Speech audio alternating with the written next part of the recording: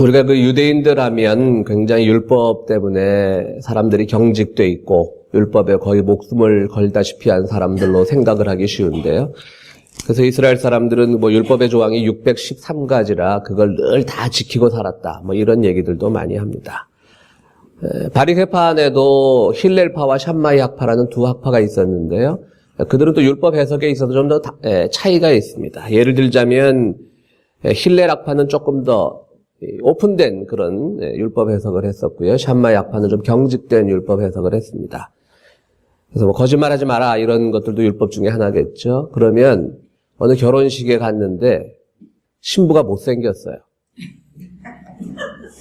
그래도 우리 결혼식 가면 다 이쁘다 그러잖아요. 뒤에 가서도 신부가 뭐 저래 그러지 마셔요. 다 이쁘다 그러셔요. 그죠? 누가 다 듣습니다. 또 화장실에 가서라도 오늘 신부 화장이 이상해 뭐 이러면 안 됩니다. 이제 힐렐 학파는 이쁘다 그러는 것이 거짓말이 아니다. 율법에 어긋나지 않는다. 이런 주장을 했습니다. 그러나 샴마이 학파는 못생겼으면 못생겼다고 해야 된다. 못생긴 신부를 이쁘다라고 결혼식 날 당일날 그 분위기 때문에 이쁘다라고 하는 것은 거짓말하는 것이다. 뭐 이렇게 좀 바리새파 안에서도 율법 해석에 있어서 차이가 났습니다. 그런데 참 그렇죠.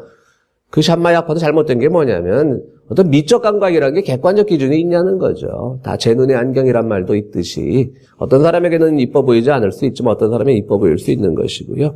그런데 그걸 율법적으로 이렇게 규정했다고 하는 겁니다. 그렇게 이스라엘 사람들은 율법에 꽉 얽매여 살았는데요. 그 중에서도 특별히 세 가지 율법을 아주 강조를 했습니다. 그래서 그것을 성서학자들이 뭐라고 부르냐면 아이덴티티 마커라고 부릅니다. 그러니까 유대인이라고 하는 정체성을 표시해주는 마커라는 거죠. 우리 흔히 매직 펜슬처럼 퍽 찍어가지고 이거를 지켜야만 이 사람들은 유대인이다. 라고 하는 그 세 가지, 그러니까 613가지 막 수많은 율법들도 물론 중요하지만 그들은 세 가지를 특별히 강조를 했는데요. 그 아이덴티티 마커 세 가지가 뭐냐면 첫 번째는 할례 규정, 두 번째로는 음식 규정, 뭐 이건 먹어도 되고 안 먹으면 안 되고 하는 것들, 세 번째는 안식일 준수 규정입니다. 요 세 가지는 누구도 뭐 힐렐 학파가 됐든 샴마이 학파가 됐든 누구도 양보하지 않고 꼭 지켜야 되는 유대인의 정체성을 보여주는 그런 것들이라고 생각을 했던 것이죠. 우리가 잘 알다시피 율법이라는 건 모세가 에집트에서 사람들과 함께 탈출한 뒤에 광야 생활을 하면서 시내산에서 율법을 받아서 그것이 결정이 된 것들입니다. 그 당시 기준으로 보면 뭐 충분히 지켜야 될 타당한 이유들이 있는 것일 겁니다. 막 와가지고 광야에서 이방인들하고 막 섞여 사는데 그 이방인들의 문화를 담거나 본받으면 유대인들의 정체성이 없어질 거 아니에요? 그러니까 안식일 날 쉬게 함으로써 하나님을 섬기게 하고 또 이방인들이 먹는 음식을 먹지 않게 하고 사실 그 음식 규정이라는 것도 생각해보면요. 지금 이 인구들은 뭐 거의 뭐 수십만의 사람들이 지금 광야 생활을 하는데 모든 음식을 다 먹게 했을 때 맛있는 거 먹고 뭐 이러다 보면 음식이 금방 동이 나지 않겠어요? 그러니까 그런 걸 엄격하게 규정을 해서 음식을 좀 절제하게 하고 또 할례 규정도 그 당시 어떤 성적인 문화나 이런 것들을 고려했을 때 분명히 필요했겠죠. 당연히 좋은 법들입니다.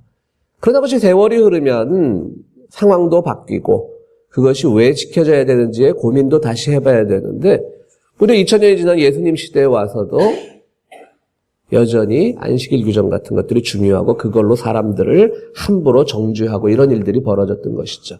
그러니까 주님께서 뭘 말씀하고 싶었냐면 특별히 오늘은 우리 안식일 규정 중에 하나인데요. 그 아이덴티티 마커 중에 안식일을 도대체 뭐 하는 거냐. 분명히 그 취지는 좋았다. 하나님도 천지를 창조하시면서 하루를 쉬셨고 우리가 서로 그 쉼을 통해서 노동으로부터 우리의 육신 노동으로부터 해방도 될 수 있고 해방된 그 순간 우리가 잊고 지내던 우리 이웃들을 한번 돌아볼 수도 있고 분명히 좋은 의도였지만 그 좋은 의도는 다 간데 없고 그저 그 지키느냐 안 지키느냐 이것만 보고 있으니까 주님은 늘 안식일의 주인은 사람이라고 하신 것이죠. 인자라고 하신 거예요. 왜 그것 때문에 그렇게 서로들 미워하고 율법을 어기느냐 이렇게 주님은 안타까워하셨던 것이죠. 오늘 본문에 보면 어느 안식일날 주님께서 바리새파 사람 집에 초대를 받습니다. 아주 특이한 일입니다. 안식일이었습니다. 물론 안식일날 음식을 금식하거나 그렇게 되지는 않습니다. 그 규정이 꼭 있는 건 아닙니다. 그렇지만 어쨌든 손님을 친다라고 하는 것은 누군가가 안식일날은 아무 일도 하면 안 되는데 밥상을 차리고 뭐 이렇게 뭐 집안 좀 손님 온다고 데코레이션도 좀 하고 이거 분명히 일하는 거거든요. 그러니까 바리새파가 예수님을 안식일날 집으로 식사 초대를 했다는 것은 사실은 굉장히 파격적인 거고 바리새파 입장에서 봤을 때는 예수님에 대한 어떤 화해 제스처? 우리도 그렇게 꽉 막힌 사람들은 아니야. 당신하고 같이 식사 정도는 할 수 있어. 우리를 너무 이렇게 꽉 막힌 사람들로 보지 마. 이런 예수님에게는 굉장히 좋은 거죠. 바리새파랑 자꾸 이렇게 맞서서 뭐 하겠어요. 좋은 게 좋은 거지. 그러니까 주님도 그 집에 초대를 받아 가셨어요. 초대받아 가셨는데 그 집에 손이 좀 마비된 사람이 있는 거예요. 그 주님이 딱 보니까 지금 음식을 먹어야 되는데 이 손 마비된 사람이 먼저 눈에 들어온 거죠. 그래서 이 사람의 병을 고쳐주는 거예요. 안식일 날은 그런 거 하면 안 되는데. 이거 주님의 오늘 행동이요. 주님께서 뭐 안식일 날 바리새파랑 갈등한 얘기들이 많이 있는데 오늘은 특별히 아주 중요한 게 뭐냐면요. 주님은 거기서 잠깐 질끈 눈 감고 그 사람 모른 척해도 돼요. 왜? 지금 이 바리새파에게 초대를 받았다는 것 자체가 주님으로부터는 야, 내가 좀 이제 외연을 확대할 수 있겠구나. 뭐 내가 좀 더 이제 이 사회의 기득권자들하고 조금 더 같이 갈 수 있겠구나. 뭐 이런 생각을 하기 쉬운 상황이란 말이에요. 그럼 오늘 하루만이라도 저 손이 마비돼가지고 있는 사람 내가 잠깐 모른 척해도 되지. 라고 하기 쉬운 상황인데 주님은 그렇게 하지 않아요. 어떻게 보면 그를 초대한 사람들에 대한 도전을 하셔요, 오히려. 굉장히 까칠한 분이시죠. 그냥 한 끼 얻어먹고 가시면 되지, 그냥. 그 다음날 고쳐주셔도 되지. 그 사람 평생 동안 손 마른 사람이었을 텐데. 근데 거기서 또 이 초대한 사람들에 대한 도전을 하시는 거예요. 병 고쳐져 버리시는 거예요. 그러면서 안식일 날 사람이 빠지면 물에 빠지면 안구해 줄 거냐? 이렇게 하면서 그 사람들에게 안식일의 진정한 의미를 가르쳐주고 계신 것이죠. 너희들이 그 안식일 법을 지킨 것은 광야 시대부터 분명히 훌륭한 법이었지만 그것이 오늘 왜곡이 되어서 오히려 그것 가지고 사람들을 얽어매고 그것 가지고 사람들을 정죄하고 하는 것들은 옳지 않다. 나는 그걸 오늘 하루 정도 눈 감아줄 수 있지만 내일은 그게 아니라 당신들이 지금 잘못하고 있는 건 내가 분명히 지적을 해야 되겠다. 이렇게 말씀을 하실 거죠. 그러니까 참 당황했을 거라고요. 그렇다면 오늘 우리는 뭐 유대인들도 아니고 유대교 신자도 아니고 기독교 신자들인데 오늘을 살아가는 21세기를 살아가는 우리들에게 아이덴티티 마커가 있다면 무엇이 될까? 우리는 뭐 물론 주일 성수란 개념도 있긴 하지만 어쨌든 안식일 규정으로부터 자유롭고 음식 규정으로부터 자유롭고 할례 규정으로부터 자유로운 삶을 살아갑니다. 오늘 우리들에게는 그런 구약의 율법들이 우리를 마커하지는 않습니다. 그러나 오늘 우리들에게도 분명히 중요한 게 있을 겁니다. 무엇이 우리를 기독교인이라고 아이덴티티 마커를 해줄 것인가? 그래서 아무래도 우리가 주님께서 가르쳐주신 그 구원의 메시지, 그것을 우리가 삶 속에서 어떻게 실천하며 고백하며 주님께서 선포하신 그 평화의 메시지를 가지고 살아갈 것인가? 내가 그걸 가지고 얼마나 고민하고 살아갈 것인가? 그것이 오늘 우리들에게 있어 중요한 마커라고 생각이 됩니다. 그런데요, 의외로 많은 기독교인들이 오늘 우리가 주님을 따르는 주님의 제자로서 십자가의 진리를 믿는 그런 마커보다는 오히려 마치 안식일 규정처럼 세상이 오랫동안 만들어놓은 그 잘못된 법이나 잘못된 질서를 그걸 가지고 스스로가 거기에 예속돼서 사는 기독교인들도 많이 있어요.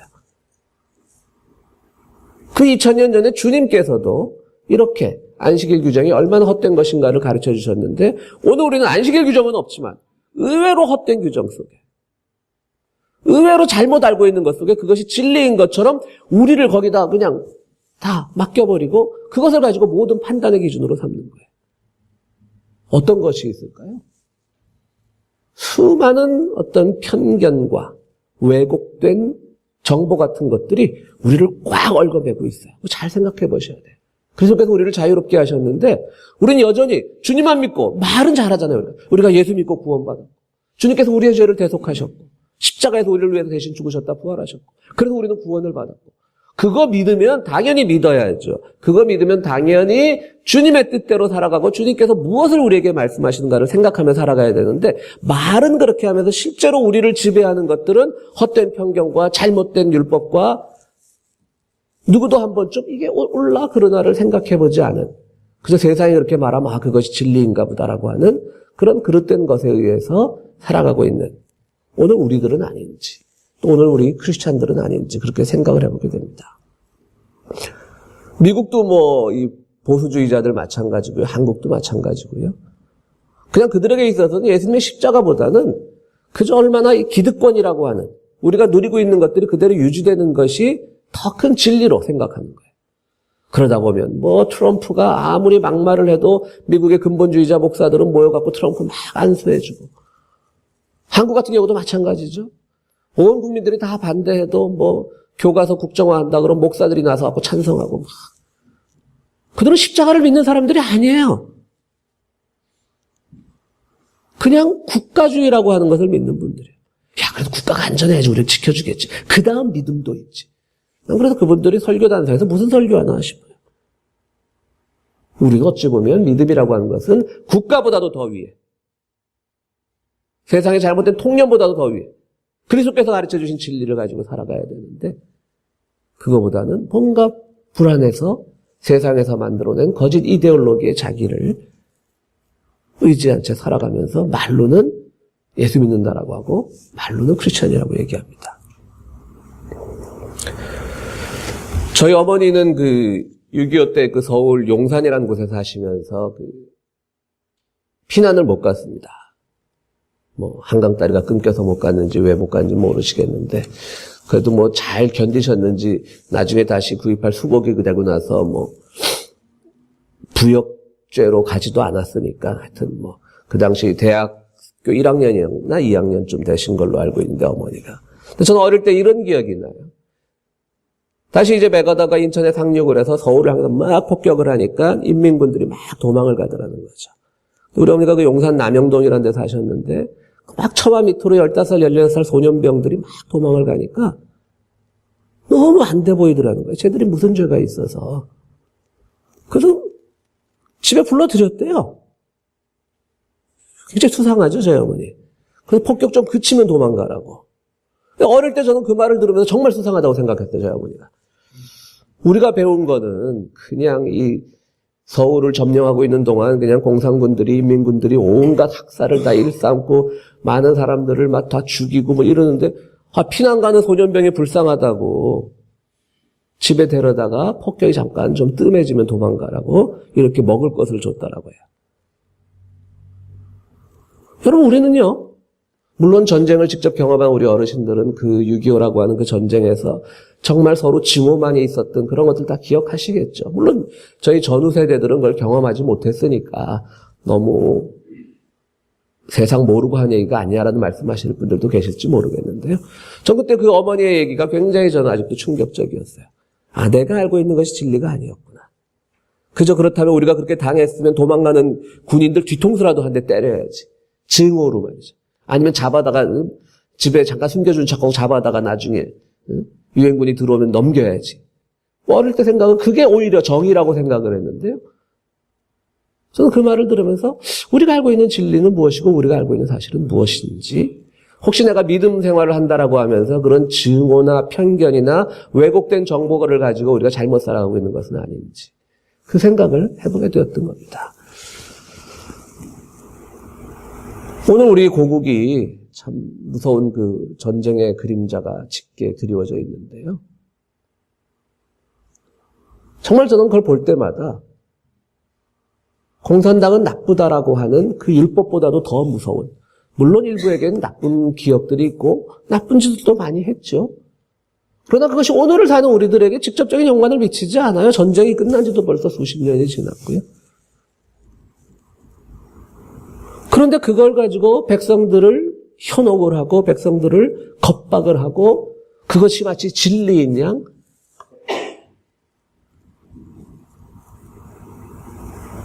저희로 말씀드리기 좀 그렇지만 오늘 좀 요즘 시국이 너무 그래서 오늘 주님 말씀을 제가 설교 본문을 택하면서도 갑자기 그 안식일 규정이 이런 것과 연결이 되더라고요.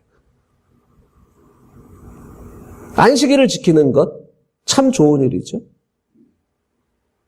그러나 그것이 그 상황에 따라서 사람들을 오히려 바보로 만들고 얽어매요. 국가가 위기에 처했을 때 국가를 지켜야 한다는 것 좋은 메시지일 수 있죠. 그러나 그 위험이라는 게 왜곡되고 정보라는 게 왜곡되었을 때 백성들은 딱 어리석어지기가 쉬운 겁니다.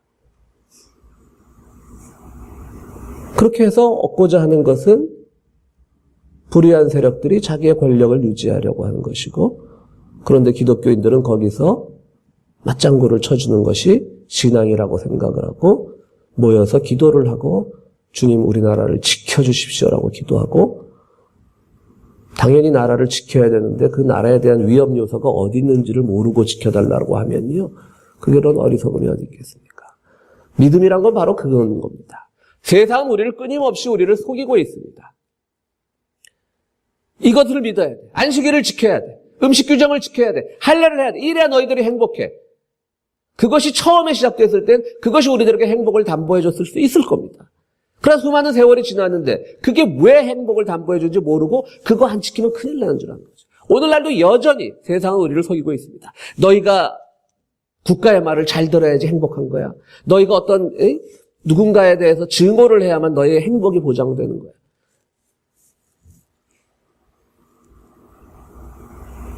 그런 아픈 기억들, 국가가 우리를 지켜주기를 바랬을 때, 실제로 우리를 지켜줬을 때 그런 기억들이 물론 있을 수 있겠죠. 그러나 지금은 세상이 바뀌었는데 뭐가 진짜 실체이고 뭐가 진짜 위협의 근본 요소이고 뭐가 지금 잘못 흘러가고 있는지, 왜 남북한이 동시에 가입되는데 한 나라가 망한다 그러고 있는지, 이런 것들에 대해서 우리는 믿음 가지고 생각해보면 세상은 우리를 끊임없이 속이려고 하는데 진정한 믿음의 사람들은요, 그리스도에 대한 믿음을 가지고 그리스도가 가르쳐주는 그 평화의 메시지 덕에 살아가는 사람들입니다. 속는 사람이 되지 마십시오. 믿는 사람이 되십시오. 누구를 믿느냐? 주님을 믿으십시오. 세상의 권세를 믿는 것이 아니라, 세상이 만들어낸 헛된 메시지를 믿는 것이 아니라, 주님의 그 십자가의 진리를 믿을 때 그 평화가 우리 가운데 살아있고, 분명히 북이란 사회가 우리에게는 낯선 것이 많은 사회이지만, 그러나 그들을 어떻게 바라봐야 될 것인지, 그렇게 함으로써 우리가 무엇을 가지고 정말 신정으로 우리의 고국을 사랑해서 한반도의 평화가 정착할 수 있게 되는지, 이것을 우리가 함께 생각을 해야 된다고 하는 겁니다. 여러분들 우리 삼손 잘 알지 않습니까? 삼손의 힘의 근원이 어디서 나왔죠? 머리카락에서 나왔습니다. 우리가 성경을 이렇게 믿고 있습니다. 그래서 나시린이라고 하는 그런 지파 속에서 태어난 사람인데 평생 머리를 깎지 않았죠.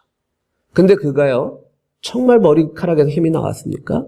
우리 주일학교 때부터 어릴 때부터 주일 동화들은 다 배웠죠. 아니에요. 생각해보면 마지막에 이 머리 다 깎였어요. 삼손이 블레셋에서 잡혀가가지고 눈도 뽑혔어요. 그래갖고 이 큰 기둥, 다곤 신전이라고 큰 기둥에 양쪽 팔이 다 묶여 있었어요. 그때 기도합니다. 주님, 제가 잘못했습니다. 모든 힘은 다 주님으로부터 나오는 걸 이제야 알았습니다. 그러니까 갑자기 확 힘이 솟아가지고 마지막 죽기 직전에 결국 다곤 신전을 다 무너뜨리고 장렬하게 전사합니다. 우리도 그냥 성서 동화처럼 삼손의 힘은 머리카락에서 나왔다고 잘 믿고 있지만, 정확하게 따져보면 머리카락이 잘린 순간 진정한 힘을 발휘가 된 거예요. 삼손이 머리카락에서 힘이 나올 때 한 짓을 하면 뭐예요? 그냥 폭력을 일삼고 이웃마을 쳐들어가고 여인을 뺏어오고 그 동네 건달들하고 패싸움하고, 그건 힘의 근원이 아닌 거죠. 오늘 우리의 힘의 근원은 바로 그리스도를 믿는 그 믿음에서 나오는 것이지, 오늘 힘의 근원은 공포를 조장하고 그 공포를 통해서 자기 사람을 만들려고 하고 백성들에게 어떤 비판의 생각을 못하게 하는, 그것이 힘의 근원이 아니라, 오직 우리 그리스도인들은 정말 이 안식일날 주님은 그냥 모른 척하고 지나가도 돼요. 그러나 거기서 진리를 가르치셨던 그 주님의 그 모습을 우리가 따라 살 때 그것이 진정으로 믿는 사람이 돼요. 그래야 우리가 세상에 속지 않는 겁니다. 세상의 악한 권세에 속지 않는 겁니다. 그것이 오늘 우리들에게 아주 필요한 겁니다. 오늘 주님은 우리들에게 제발 좀 나를 믿어라라고 말씀하시는 것 같아요. 우리보다 더 답답해 하실 것 같아요. 제발 좀 나를 믿어라. 십자가의 진리를 믿어라. 그 평화를 믿어라. 왜 어머나 애먼 거 믿고 그렇게 부들부들 떨고 그렇게 사느냐라고 우리들에게 굉장히 질책하신다는 그런 생각을 해봤습니다. 삼손은 그렇습니다. 머리카락으로부터 힘이 나온 것이 아닙니다. 오늘 우리도 그릇된 어떤 것으로부터 힘을 얻는다라고 생각을 하는 것. 끊임없는 대결 구도를 만들고 끊임없는 증오 구도를 만들어서 우리가 힘이 얻어진다라고 한다면, 그것은 정말 구약시대 그 날건달과 같았던 삼손만도 못한 그런 생각이라고 우리가 볼 수가 있는 겁니다. 그 알바트로스라고 하는 그 새가 있습니다. 그 좀 우스꽝스럽게 생겨서요. 그 뭐 뉴질랜드나 이런 알바트로스가 많은 데서는 아이들이 이걸 바보새라고 부른다라고 해요. 왜냐하면 이 날개가 3m가 되고 몸보다 더 날개가 크면 굉장히 날개 힘을 가지고 하늘을 잘 날 것 같지만 그 날개가 너무 무거우니까 날개짓을 다 못하니까 동네 아이들이 뭐 돌멩이 던지고 노려도 새가 잘 도망가지도 못하고 뒤뚱뒤뚱 걸어 도망가고 하니까 바보새라고 많이 한다라고 하죠. 그런데 알바트로스는 날 때가 언제냐면요. 막 폭풍우가 몰아칠 때 그때 비로소 그의 시대가 온다는 겁니다.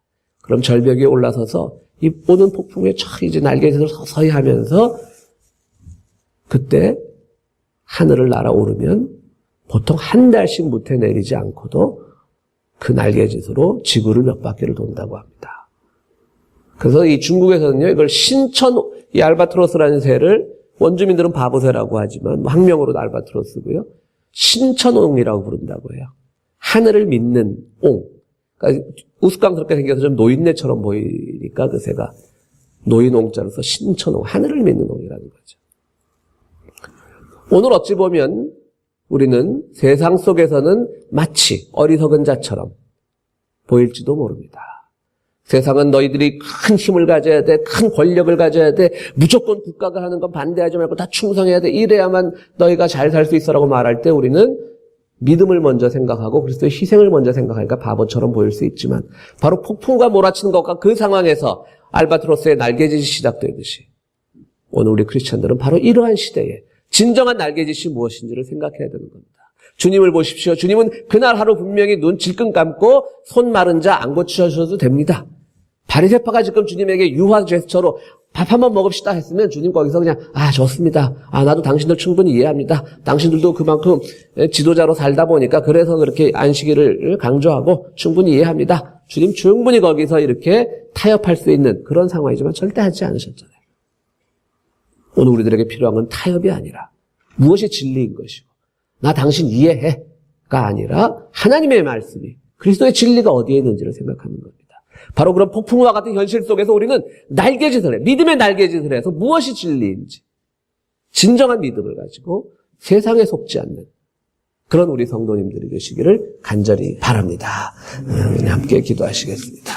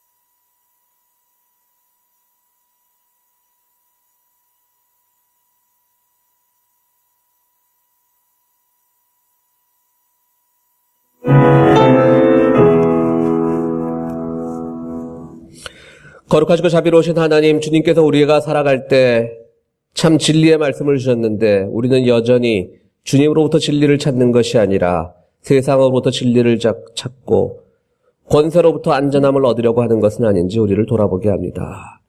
우리 주님께서는 그분이 초대받은 그 자리에서조차 진리를 선포하셨던 그런 분임을 깨닫고 오늘 이 암울한 현실 속에 살아가면서 주님의 진리가 어디에 있는지 무엇이 우리를 진정으로 구원하는 길인지를 깨닫는 우리 성도들이 될 수 있도록 주여 도와주시옵소서. 주님 앞에 나오면서 귀한 예물을 가지고 나온 손길들이 있습니다. 주님께 드리는 이 예물들을 통하여 하나님 나라의 의가 밝히 선포될 수 있도록 도와주시고 드리는 그 손길마다 주의 은총으로 채워주시옵소서. 예수 그리스도 이름으로 기도하옵나이다. 아멘.